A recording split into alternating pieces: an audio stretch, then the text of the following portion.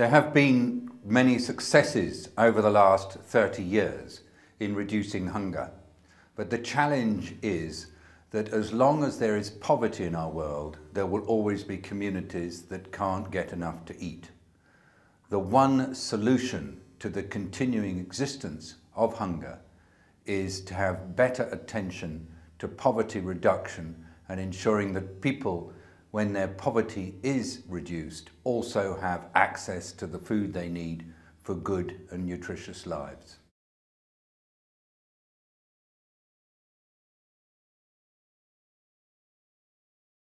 The solution to the undernutrition problem in our world today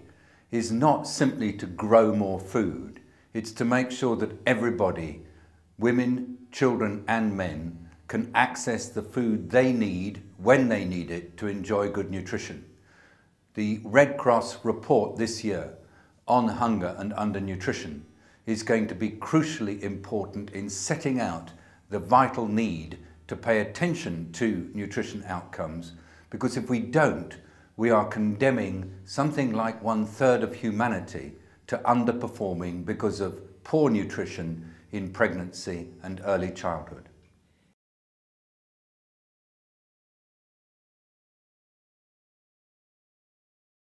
The Red Cross is the world's greatest movement of people who are committed to change that seeks to improve the well-being of those who are vulnerable. You work on a basis of human rights, fairness and dignity. You are always putting the needs of vulnerable people in front of politicians and other decision makers in a fearless way.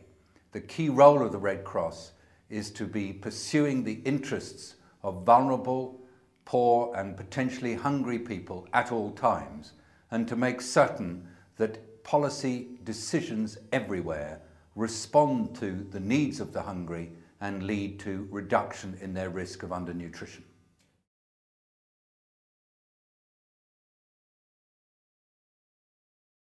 I shall focus on the continuing scandal of ongoing undernutrition, the importance of all development policies to be sensitive to this issue,